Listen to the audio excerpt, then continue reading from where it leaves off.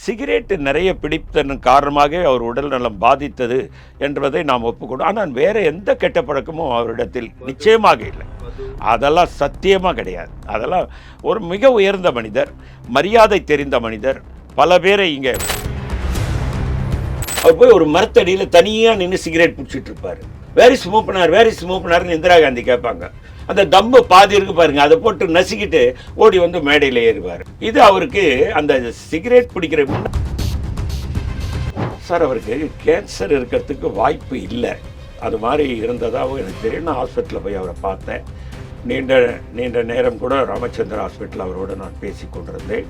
திரு தனுஷ்கோடி ஆதித்தனும் நானும் தான் ஒன்றாக சென்று தனுஷ்கோடி ஆதித்தன் பழைய மத்திய அமைச்சர், என்னுடைய இளமை கால நண்பர். அவரும் நானும் தான் ஒன்றா போய் பார்த்தபோது என்னுடைய கையை கூட பிடிச்சிக்கிட்டு நான் கண்ணை பார்த்தா கண்ணிலிருந்து அவரை பல முறை மந்திரி சபையிலே சேர சொன்னாங்க. அவர் மறுத்து விட்டார். ஏன் அவர் சேரவில்லை என்று நானே அவரிடத்தில் கேஷுவலாக பேசிட்டு இருக்கும்போது, ஏன் நீங்கள் மந்திரி சார், அதெல்லாம் என்ன சார், நீங்கள் கட்சி பதவி போதும் சார் அப்படின்னாரு அவர். அதுக்கு மேலே நான் கேட்கல. காரணம், அவருக்கு ஏனோ தெரியல, அந்த மந்திரி பதவி மேலே ஒரு ஆசையே வரல. அது வெற்றி பெற்றிருந்தால் அன்றைக்கு காங்கிரஸ் ஆட்சி மலர்ந்திருக்கும். நிச்சயமாக ஒரு நல்ல ஆட்சியை மூப்பனார் தலைமையில் நாங்கள் கொடுத்திருப்போம். ஆனால் அது துரதிருஷ்டவசமாக நடக்காம போனது.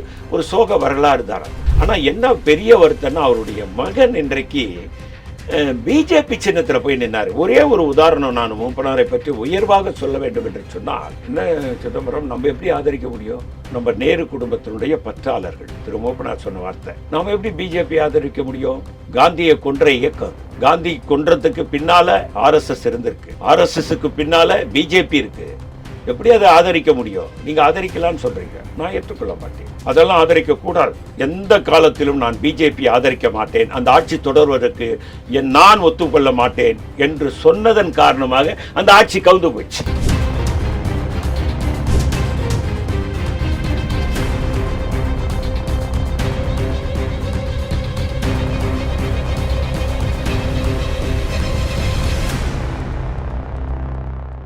ரியல் ஒன் உறவுகளே, நடுநிலையோடு பொறுப்புடன் செய்திகளை வழங்கி பல லட்சக்கணக்கான மக்களின் நம்பிக்கையை பெற்ற நமது சேனல் வளர்ச்சிக்கு உங்கள் ஆதரவு தேவை. இந்த ஊடக பயணம் தொடர்ந்து வலுப்பெற திரையில் தெரியும் QR கோட் ஸ்கேன் செய்தோ அல்லது டிஸ்கிரிப்ஷனில் உள்ள வங்கி விவரங்கள் மூலம் உங்களால் முடிந்த அளவு சப்போர்ட் செய்யுங்கள். உங்கள் ஒவ்வொரு ஆதரவும் நமது குரலை இன்னும் பல லட்சம் பேரிடம் கொண்டு செல்ல உதவும். ரியல் ஒன் நேயர்களுக்கு வணக்கம். இன்று நம்மளுடைய நேர்காணலுக்கு காங்கிரஸ் கட்சியை சேர்ந்த திரு பொன் கிருஷ்ணமூர்த்தி அவர்கள் நினைச்சிருக்காங்க. சார் வணக்கம். வணக்கம் சார்.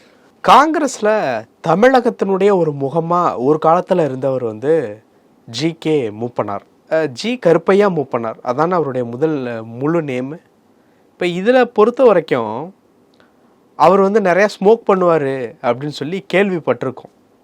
இந்த ஒரு விஷயத்தை பற்றி ஒரு சில தகவல்கள் நீங்கள் கொடுத்தா நல்லாயிருக்கும். ஏன்னா அதனால தான் அவருடைய மரணம் நிகழ்ந்ததா, என்ன கதை அப்படின்னு சொல்லிட்டு ஒரு விஷயம் இருக்குது. அதன் பின்பு 2001 தேர்தல் நேரத்தில் அவர் முதலமைச்சராக வர்றது கூட ஒரு வாய்ப்பு இருந்தது. பட் அது தவற விட்டுட்டார் அப்படிங்கிற மாதிரியான ஒரு தகவலும் இருக்குது. இதை ஏன் கேட்குறேன்னா, 96 எலெக்ஷனில் தமிழ் மாநில காங்கிரஸ் தான் எதிர்கட்சி, திமுக ஆளும் கட்சி, அதிமுக எதிர்கட்சியாக கூட இல்லை. ஸோ இந்த மாதிரியான விஷயங்கள் பற்றி சில பல கேள்விகள் இருக்குது. ஃபஸ்ட்டு இந்த விஷயத்துலேருந்து ஆரம்பிப்போம். அவருக்கு அந்த புகைப்பழக்கம் நீங்கள் பார்த்துருக்கீங்களா? என் மீது அளவற்ற அன்பு கொண்டவர், என் மீது அளவற்ற பாசம் கொண்டவர். சரியாக சொன்னால், ஒரு முறை நான் அவரை சந்திப்பதற்கு இரவு 12 மணிக்கு போனேன். நல்ல குளிர்காலம், டிசம்பர் குளிர்காலம். அவர் எப்பொழுது பார்த்தாலும் எங்கோ அங்கே தான் இருப்பார். அது அந்த இடத்துக்கு பேர் ஜன்பத்தில் இருக்குது. டெல்லியிலையா? டெல்லியில். அங்கே அவரை பார்க்க போனேன். டெல்லியில் எப்போவுமே குளிர் தான். நீங்கள் குளிர்காலம்னா நான் தமிழ்நாடை நினச்சிட்டேன். இல்லை, டெல்லியில் டிசம்பர் குளிர். பெரும்பாலும் டெல்லியில் தான் இருப்பார். அங்கே போய் அவரை பார்க்க 12 மணிக்கு போகும்பொழுது, அவர் all India general secretary, incharge general secretary. அவர் தான் அகில இந்திய தலைவருக்கு அடுத்த ரேங்கில் இருந்த ஒரு நிலையில் இருந்தார். பார்க்க போனால் வெளியில் வசந்த் தாத்தா பாட்டீல், அவர் பாம்பேயினுடைய சிஎம், ஜெகநாத் பகாடியா ராஜஸ்தான் சிஎம், அப்புறம் இன்னொரு 3 சிஎம் உட்கார்ந்துருக்காங்க. நிறைய தலைவர்கள் வெளியே உட்காந்துருக்காங்க. நான் பார்த்தேன், என்ன 12 மணிக்கு குளிரில் இவ்வளோ பேர் உட்காந்துருக்காங்க, உள்ளே இருக்காங்க. பாஸ்கர்னு அவருடைய பிரைவேட் செக்ரட்டரி, அவங்க மனைவி கஸ்டம்ஸில் மிகப்பெரிய அதிகாரியாக இருந்தாங்க. அவர் என்னை பார்த்த உடனே போய் தலைவர் மூப்பனார்கிட்ட இது மாதிரி கிருஷ்ணமூர்த்தி வந்திருக்காரு, என்னை மட்டும் உள்ளே கூப்பிட்டுட்டு முதல்வர்கள்லாம் வெளியே இருக்காங்க, காலை நாளைக்கு மத்தியானம் லஞ்சோடு நம்ம மீட் பண்ணலாம், பேசுவோம்னு. நான் அப்போ மரகதம்மா வீட்டில் தங்கியிருக்கேன். மரகதம்மா வீட்டில் போய் நான் தங்கிட்டேன். ஆனால் நான் அதை அவர் சொன்னார், அது ஒரு பெரிய விஷயமா நான் பார்க்கல. ஆனால் சரியாக 1 மணிக்கு நான் கொஞ்சம் வெளியில் போயிட்டு டெல்லியில் மரகதம்மா வீட்டு நம்பர் 8 அசோகா ரோடு, அந்த வீடு டெல்லியில். அந்த 10 அசோகா ரோடு தான் மது தண்டவதேன்னு ஒரு நிதி அமைச்சர் அந்த வீட்டில் இருந்தார். மது தண்டவதே அப்பழுக்கற்ற மனிதன், பதவி போன அடுத்த நாள் ரோட்ல ஆட்டோக்கு வந்து நின்று இருந்த ஒரு மனிதர் அவர். மது தண்டவதே மொராஜி தேசாயினுடைய அரசாங்கத்தில் நிதி அமைச்சர், சரண் சிங் அமைச்சரவையில் நிதி அமைச்சர். பதவி போயிடுச்சு, அடுத்த நாள் ஆட்டோக்கு நிற்கிறாரு. நானும் மரகதம்மாவும் காரில் வரேன். நான் தான் கார் ஓட்டுறேன். நான் கார் ஓட்டினா மரகதம்மாவுக்கு ரொம்ப பிடிக்கும். அவங்க ஆல் இண்டியா காங்கிரஸ் கமிட்டியில் இந்திரா காந்தி குடும்பம், நேரு குடும்பத்தில் ஒருத்தராக இருந்தவர். நாங்கள் வெளியே வர மரகதம்மா காரை நிறுத்த சொன்னாங்க. வாட் மது தண்டவதேனர் ஏதோ ஒரு இடத்த சொன்னார். வண்டியில் ஏறினா ஏற மாட்டேங்கிறாரு. ஐ எம் வெயிட்டிங் ஃபார் ஆட்டோன்றார். அப்புறம் காரில் ஏற்றி போய் அவர் சொன்ன இடத்து. அது மாதிரி அந்த வீட்டில் நான் போயிட்டேன். போன உடனே ஒருத்தர் வராரு, தலைவர் மூப்பனார் வீட்டிலேருந்து வந்து மரகதம்மா கிட்ட எனக்கு அவுட் ஹவுஸில் ஒரு ரூம் எப்பவும் பர்மனெண்ட்டாக எனக்கு மரகதம்மா கொடுத்து வச்சுருந்தாங்க.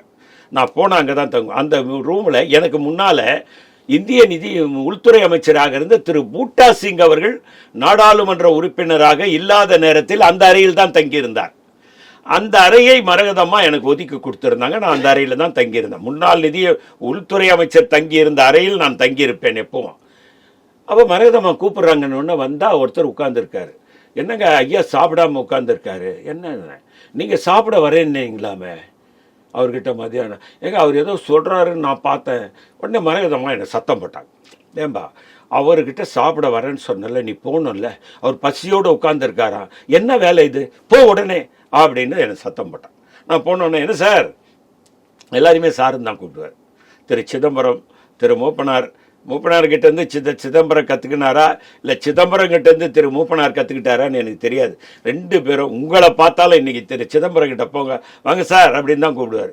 உங்களை விட இன்னும் 10 வயசு சின்னவன் போனாலும் வாங்க சார்ன்னு தான் கூப்பிடுவார். அங்கேருந்து தான் உங்களுக்கு வந்த பழக்கமா அது? மேபி இருக்கலாம் சார். ஆனால் நான் ஒரு கருத்தை நான் சொல்ல விரும்புகிறேன். நான் சிதம்பரத்தோட நெருங்கி பழகினேன். என்னுடைய இந்த உடை இருக்குது பார்த்தீங்களா, அது சிதம்பரத்தை பார்த்து தான் நான் இந்த உடையே மாற்றிக்கிட்டேன். அதுக்கு முன்னால் ஆஃப் ஷர்ட் தான் போட்டுக்கிட்டு இருப்பேன். சிதம்பரத்தை பார்த்து தான். அவர் மேலே எனக்கு பல வருத்தங்கள் இருந்தாலும் அவரோட நெருங்கி பழகின காலத்தில் இந்த வேட்டி, இந்த சட்டை இதெல்லாம் அவர் போட்டிருப்பார். இது அவர்கிட்ட இருந்து இந்த உடையை நான் அவர்கிட்ட இருந்து கடன் வாங்கினது தான் இந்த ட்ரெஸ்ஸினுடைய மாடலே நான். ஆகவே சார்னு கூப்பிட்டாரு. என்ன சார் வரேன் நீங்கள் இது மாதிரி இல்லைங்க, தப்பாக நினைக்காதீங்க தலைவர், நான் ஏதோ நீங்கள் சொன்னீங்க அந்த கூட்டத்தில் நான் இதை ஒரு கவனக்குறைவாக எடுத்துக்கிட்டேன். இல்லை வாங்க சார் உட்காந்து சாப்பிட்டோம், அப்புறம் பேசணும். அந்த மாதிரியான ஒரு பெருந்தன்மையான ஒரு மனிதர். அகில இந்திய அளவிலே பெரிய அளவிலே இயக்கங்களை நடத்தினார். எனக்கு தெரிஞ்சு பெருந்தலைவர் காமராஜர், அன்னை மரகதம் சந்திரசேகர், ஆர் வெங்கட்ராமன், அந்த வரிசையிலே திரு மூப்பனார் அவர்களை நிச்சயமாக வைக்க முடியும். அந்த அளவிலே அவரை பல முறை மந்திரி சபையிலே சேர சொன்னாங்க. அவர் மறுத்துவிட்டார். ஏன் அவர் சேரவில்லை என்று நானே அவரிடத்தில் கேஷுவலாக பேசிகிட்டு இருக்கும்போது, ஏன் நீங்கள் மந்திரி சார் அதெல்லாம் என்ன சார், நீங்கள் கட்சி பதவி போதும் சார் அப்படின்னார் அவர். அதுக்கு மேலே நான் கேட்கல. காரணம் அவருக்கு ஏனோ தெரியல, அந்த மந்திரி பதவி மேலே ஒரு ஆசையே வரல. அவர் நினச்சிருந்தாருன்னா ஒரு மத்திய கேபினெட் பெரிய துறையில் போய் உட்கார்ந்துருக்க முடியும். ஏனோ அவர் விரும்பவே இல்லை. ஆனால் அவர் மகன் அமைச்சராக இருந்தார். அவர் அந்த பதவி மேலே, ஏன் அந்த அமைச்சர் பதவி மேலே அவருக்கு ஆசை இல்லைன்றது கடைசி வரைக்கும் தெரிஞ்சிக்க முடியல. இப்போது அந்த ஸ்மோக் பண்ணுற பழக்கம் அது அவருக்கு அதிகமாக இருந்ததா? இல்லைங்க, அவர் நிறைய ஸ்மோக் பண்ணுவார். ஆனால் என்னென்னா ஒரு நாளைக்கு எத்தனை சிகரெட் அடிப்பார் சார்? அது எனக்கு அக்யூரேட்டாக சொல்ல முடியாது. ஆனால் நிறைய சிகரெட் பிடிப்பார். பெருந்தலைவர் காமராஜர் செயின் ஸ்மோக்கர், பெருந்தலைவர் காமராஜர். ஆனால் ஒரு குழந்தை முன்னால் கூட அவர் சிகரெட் பிடிச்சி பார்த்ததில்ல. அதே தான் திரு மூப்பனார் அவருடைய பழக்கம் கூட. நீங்கள் எங்கேயாவது மீட்டிங் நடக்கும் தமிழ்நாட்டில், இந்திரா காந்தி வருவாங்க, திடீரென்று மேடையில் மூப்பனார் இருக்க மாட்டார், தமிழ்நாடு காங்கிரஸ் கமிட்டி தலைவராக இருப்பார். இல்லை இல்லாமல் இருந்தாலும் அவர் போய் ஒரு மரத்தடியில் தனியாக நின்று சிகரெட் பிடிச்சிட்டு இருப்பார். வேர் இஸ் மூப்பனார்னு இந்திரா காந்தி கேட்பாங்க. அந்த தம்பு பாதி இருக்கு பாருங்க, அதை போட்டு நசுக்கிட்டு ஓடி வந்து மேடையில் ஏறுவார். இது அவருக்கு அந்த சிகரெட் பிடிக்கிற முன்னெல்லாம் விமானத்தில்ங்க. நான் 1976 முதல்ல விமானத்தில் போனேன் டெல்லிக்கு. அந்த டெல்லிக்கு விமானத்தில் போகும்போது டிக்கெட் வந்து 490 ரூபா. சென்னை டு டெல்லிக்கு விமான டிக்கெட்டினுடைய விலை 490, 1976 போகும்போது. அன்றைக்கி பார்த்தீங்கன்னா ஸ்ட்ரே இருக்கும் விமானத்தில், சீட் இருக்கா, இங்கே வந்து சிகரெட் பிடிச்சி அணைச்சி உள்ளே போகிறது. நீங்கள் டெல்லி விமான நிலையத்தில் போய் இறங்கினீங்கன்னா அந்த சிகரெட் புகை மொத்தம் நம்ம வயிற்றுக்குள்ளே இறங்கியிருக்கோம். அது ஒரு காலத்தில் இருந்தது. அப்படி இருக்கும்போது பெருந்தலைவர் காமராஜர், திரு மூப்பனார் போன்றவர்கள் எல்லாம் அந்த சிகரெட்டை விமானத்திலேயே பிடித்து கொண்டே போவார்கள். இப்ப அந்த மாதிரி அது இல்லை, இப்ப தடை பண்ணிட்டாங்க. அது ஒரு 15-20 ஆண்டுகளாகவே சிகரெட் பிடிக்கும் பழக்கத்தை விமானத்தில் தடை செய்து விட்டார்கள். சிகரெட் நிறைய பிடித்ததன் காரணமாக அவர் உடல் நலம் பாதித்தது என்பதை நாம் ஒப்புக்கொண்டோம். ஆனால் வேற எந்த கெட்ட பழக்கமும் அவரிடத்தில் நிச்சயமாக இல்லை. அதெல்லாம் சத்தியமா கிடையாது. அதெல்லாம் ஒரு மிக உயர்ந்த மனிதர், மரியாதை தெரிந்த மனிதர். பல பேரை இங்கே எனக்கு பொறுத்த வரைக்கும் வெங்கட்ராமன் பல ஏழைகளை உயர் பதவியில் அமைத்து அழகு பார்த்தாரோ. இப்போ கற்கன உள்துறை அமைச்சராக்கினார், பரமேஸ்வரன் அறநிலையத்துறைக்கு, 2 பேரும் விளிம்பு நிலை மக்கள். அதே போன்று அன்னை மரகதம் சந்திரசேகர், எனக்கெல்லாம் எம்எல்ஏ சீட்டு அவங்க தான் வாங்கி கொடுத்தார். நான் ஒரு யாதவ சமுதாயத்தை சேர்ந்தவர், ஆனால் அவர்கள் தலித் சமுதாயத்தை சேர்ந்தவர்கள். அதே போன்று தலைவர் இளைய பெருமாள், மறக்க முடியாத மனிதனுங்க. இன்னைக்கும் இப்போ இளைய பெருமாளுடைய மகனுக்கு தான் நிற்க வேண்டிய இடத்தை மரியாதைக்குரிய அன்பு சகோதரர் திருமாவளவன் கொடுத்துட்டு வந்தார். அவர் காங்கிரஸில் தான் இருக்கார் இளைய பெருமாளுடைய மகன். ஆனால் விடுதலை சிறுத்தை கட்சி சார்பாக அவருக்கு சீட்டை கொடுத்து நிற்க வச்சாரு. அவரை கேட்டாங்க, நீங்கள் என்னங்க திடீர்னு விடுதலை சிறுத்தை கேட்டேன், நான் காங்கிரஸில் தாங்க சீட்டு கேட்டேன், அண்ணன் திருமாவளவன் கொடுத்தாரு, நான் நிற்கிறேன்னு சொல்லி நின்னார். எவ்வளோ உயர்ந்த குணம் பாருங்கள் திருமாவளவனை. நான் இனிமேல் உங்கள் ரியல் ஒன் சேனல் மூலியமாக திருமாவளவனை எவ்வளவு பாராட்டினாலும் தகும். தலைவர் இளைய பெருமாள் போன்ற மகனுக்கு நீங்கள் கொடுத்திருக்கிறார் பாருங்க, அந்த அங்கீகாரம். ஏனென்றால் இன்றைக்கும் இளைய பெருமாள் கமிஷன் போட்ட அந்த திட்டங்கள் தான் விளிம்பு நிலை மக்களை தூக்கி பிடித்து கொண்டிருக்கிறது.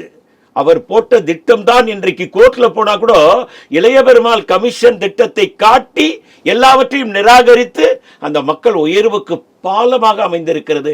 அதை மனதிலே வைத்து திருமாவளவன் கொடுத்திருக்கிறாரே, உண்மையில் இமயத்தின் உச்சியில் வைத்து நான் அவரை திருமாவளவனை பாராட்டுகிறேன். இப்போ அந்த 2001 நேரத்துல முதலமைச்சர் ஆகிறது கூட ஒரு வாய்ப்பு இருந்தது, ஆனால் அது தவற விட்டுட்டாரு. அதாவதுங்க, அந்த நேரத்தில் 18 முறை தலைவர் ராஜீவ் காந்தி அவர்கள் 1989 ஆண்டு எம்ஜிஆர் இறந்த உடனே அன்னைக்கு என்ன ஆச்சுன்னாங்க, ஆரம் வீரப்பன் வந்தார். வந்து ஜானகி அம்மா கூட நீங்கள் காங்கிரஸ் ஆதரிச்சா அவங்க சிஎம்மாக இருப்பாங்க, உங்களுக்கு டெப்டி சிஎம் தரேன்னா சொன்னாங்க. அதெல்லாம் நிராகரிச்சிட்டாங்க. அதனால் ஆட்சி கவுந்து போச்சு. இப்போ தேர்தலில் வந்து தனியாக போட்டியிடுது டிஎம்கே. ஜானகி அம்மா கட்சியிலேருந்து ஒதுங்கிட்டாங்க, நிற்கலன்னு சொல்லி ஒதுங்கிட்டாங்க. அப்போது ஜெயலலிதா அம்மையார் புறாச்சின்னத்தில் நிற்கிறாங்க, காங்கிரஸ் நிற்கிது. தலைவர் ராஜீவ் காந்தி அவர்கள் 18 முறை இங்கே வந்தார்கள்.